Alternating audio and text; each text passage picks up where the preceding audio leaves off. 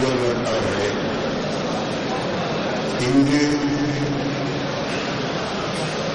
வந்து சூழ்ந்துள்ள உலகின் தமிழியல் சார் அறிஞர்களே, நிபுணர்களே, இந்த மாநாட்டில் கலந்து கொள்கின்ற நண்பர்களே, உங்கள் எல்லோருக்கும் சிறந்தாட்சி என்ற வணக்கங்களை தெரிவித்துக் கொள்கிறேன்.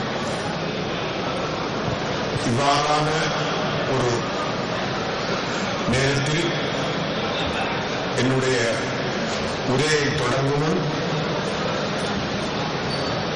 பொது விடயத்தை அழுத்தி கூற வேண்டுவது அவசியம் என்று கருதுகிறேன்.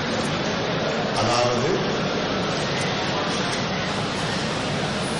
முத்தமிழ் வித்தகர் கலைஞர் அவர்கள் இன்று உலக நிலையில் அவர் இந்திய துணைக்கண்டத்தில் வகிக்கும் முக்கியத்துவம் காரணமாகவும் தமிழரிடையே பெற்றுள்ள நல்லெண்ணம் காரணமாகவும் உலக தமிழருடைய மிகப்பெரிய தலைவராக விளங்குகிறார்.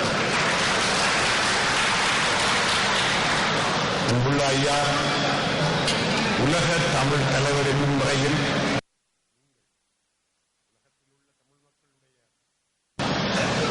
வேண்டுதல்கள், அவர்களுடைய ஆசைகள், அபிலாஷைகளுடைய குரலாக விளங்கி உலக தமிழ் மக்களுக்கு வழிகாட்ட வேண்டும் என்று கூறிக்கொண்டு, நாம் இங்கு இப்பொழுது உலக தமிழ் செய்மொழி மாநாட்டின் ஆய்வரங்குக்கு வந்துள்ளோம். தமிழ் செம்மொழியின் உலகநிலைப்பட்ட மாநாடு அல்லது உலகத்தில் உள்ள செம்மொழிகளில் ஒன்றாகிய தமிழினுடைய உலகநிலைப்பட்ட மாநாடு. இந்த செம்மொழி என்பதை நாம் கிளாசிக்கல் என்று சொல்லப்படுகின்ற ஆங்கில சொல்லினுடைய சமன்பாடாக ஈக்குவலன்ஸாக அதனை நாங்கள் கொள்ளுகிறோம். இந்த செம்மொழி என்பது பற்றி இந்த சொல் பல தமிழர்களுக்கு தெரியும்.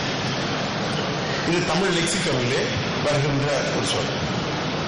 செம்மையான மொழி, கொடுக்கப்படுகின்ற அற்புதமான நல்ல பதில் போன்ற சிறப்புகளை அந்த சொல் கொண்டுள்ளது.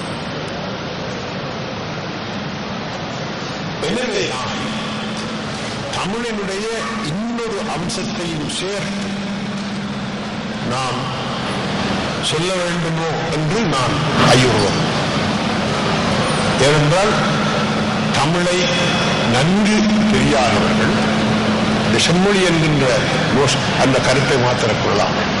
அதனை தொல்சீர் தமிழ் மொழி, அப்போ தொன்மையும் சீர்மையும் அதனுடைய செழுமையும் இந்த மூன்றும் சேர்ந்து வருகின்ற வகையில் அது அமைய வேண்டும்.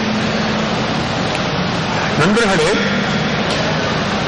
ஆய்வரங்கின் முதல் அமர்வினை இப்பொழுது நடத்துகிறோம்.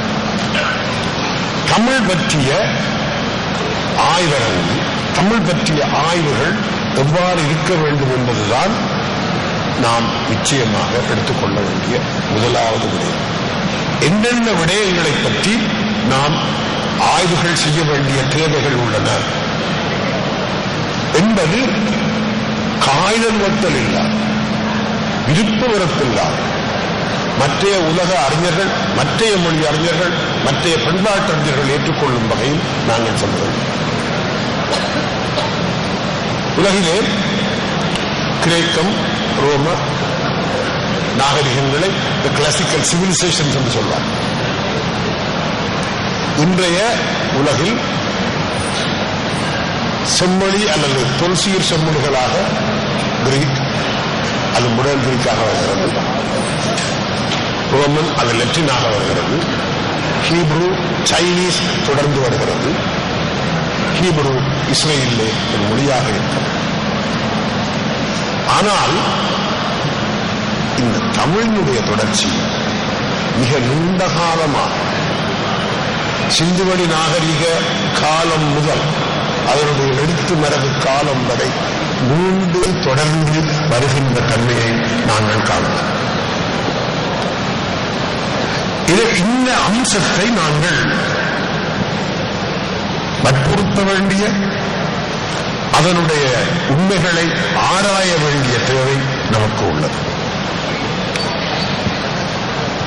தமிழ் செம்மொழி என்று சொல்கிற பொழுது அதை பேசுகிற மக்கள் முக்கியமாக, நான் அடிக்கடி சொல்வது போல தமிழர்கள் இல்லாது தமிழ் இல்லை. அப்போ இந்த தமிழ் சமூகம் பற்றிய, நேற்று முதல்வர் அவர்கள் குறிப்பிட்டது போல பல்வேறு அம்சங்கள் பற்றி நாங்கள் ஆராய வேண்டுவது அவசியமாகிறது. தமிழினுடைய அல்லது தமிழ் மக்களுடைய சமூக அமைப்பு, இதிலே உள்ள உறவு முறை, உண்மையிலே மானிடவியலிலே ஒரு குறிப்பிட்ட உறவு முறை பற்றி பேசுகிற பொழுது the Dravidian classificator kinship என்று சொல்வார். அந்த விடயம் பற்றிய நாம் மிக ஆழமாக பார்க்க வேண்டும். எங்களுடைய நடைமுறைகள், உணவு முறைகள், மத நம்பிக்கைகள், இது மிக முக்கியமான ஒரு விடயம். இது நாங்கள் அழுத்தியே பார்க்க வேண்டும். சமணம், பௌத்தம், ஆசீவகம், சைவம், வைஷ்ணவம், இஸ்லாம், கிறிஸ்தவம் எல்லாம் இப்படியாக உலகின் மிக முக்கியமான மதங்கள் யாவும் தமிழிலே தங்களுடைய நூல்களை, தங்களுடைய கருத்துக்களை எழுதியுள்ளன. இது தமிழினுடைய மிக முக்கியமான புத்தகம். சைவத்துக்கும் தமிழுக்கும் மாத்திரமல்ல, சமணத்துக்கும் தமிழுக்கும் உறவு, ஆசீவகத்துக்கு உறவு, பௌத்தத்துக்கு உறவு, இஸ்லாத்துக்கு உறவு, கிறிஸ்தவத்தின் சகல பிரிவுகளும் இதற்குள்ளே வருகின்றன. எனவேதான் இந்த மொழியில் இந்த கருத்துக்கள் எல்லாவற்றையும் எவ்வாறு சொல்ல முடிகிறது, சொல்ல முடிந்தது. ஒன்றுக்கொன்று முரண்பட்ட மதங்கள், ஒன்றுக்கொண்டு வேறு வேறுபட்ட நிலைகளை கூறுகிற மதங்கள் எவ்வாறு இவற்றை ஒன்றாக கூறுகின்றன, இந்த மொழியை பயன்படுத்தியுள்ளன என்பது மிக நுணுக்கமாக ஆராயப்பட வேண்டிய ஒரு விடயமாகும்.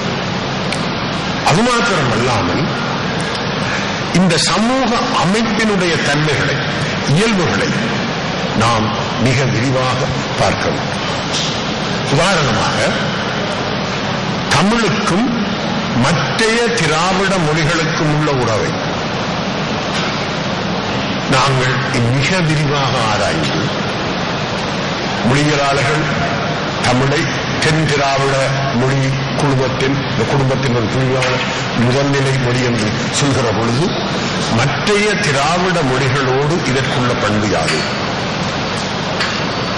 என்பதனை பற்றி ஆராய வேண்டிய அத்தியாவசியம் நமக்கு உள்ளது. அது மாத்திரமல்ல, தமிழ் என்று சொல்கின்ற பொழுது அதுவும் தமிழ் கிளாசிக்கல் தமிழ், தமிழ் செம்மொழி, தொல்சீர் தமிழ் செம்மொழி என்று சொல்கின்ற பொழுது அது தோற்றுவித்த நாகரீகம் மிக முக்கியமானது.